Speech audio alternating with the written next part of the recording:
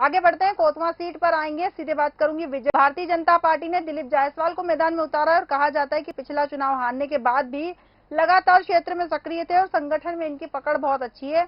और कांग्रेस ने सुनील सराफ को मैदान में उतारा है और कहा जाता है कि विधानसभा क्षेत्र में मजबूत पकड़ रखते हैं और जीत का इन्हें फायदा भी मिला है।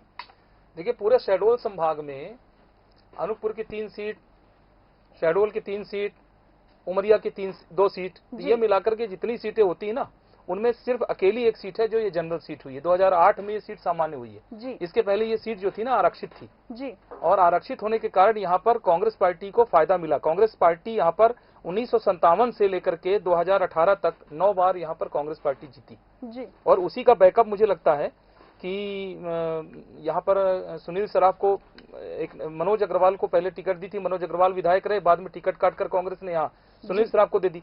अब सुनील सराफ को टिकट दे दी तो सुनील सराफ तो एकदम दबंग और दबंग हो गए, तो सुनील सराफ ने हुड़दंग मचानी शुरू कर दी। आप देखिए कितने विवादों में सुनील सराफ रहे। पिछले दिनों ट्रेन पर छेड़खानी करते हुए उनका वीडियो वायरल हुआ। बिल्कुल। कभी वो किसी मौके में जाते हैं तो रिवॉल्वर पिस्तौल निकाल के गोली छोड़ने लगते हैं, आसमान फायर करते भी देखे गए हैं।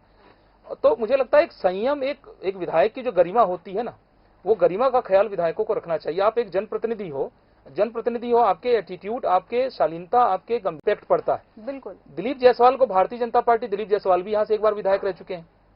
दिलीप जायसवाल का बड़ा विरोध है जी, बहुत ज्यादा विरोध है। दिलीप जायसवाल का सबसे अधिक विरोध है वहां पर जो टिकट की बात चल रही थी ना कोतमा में जो दावेदार थे एक्चुअली, जिनका सर्वे किया गया था, वो एक मदन त्रिपाठी जो सेवानिवृत्ति वीआरए से लेकर के और चुनाव मैदान में आ रहे थे, मदन त्रिपाठी, उनका नाम चल रहा था और एक शुक्ला कोई थे, उनका नाम भी चल रहा था कोतमा से। लेकिन यहाँ पर भारतीय जनता पार्टी ने एक चतुराई भरा निर्णय लिया, मैं समझता हूँ।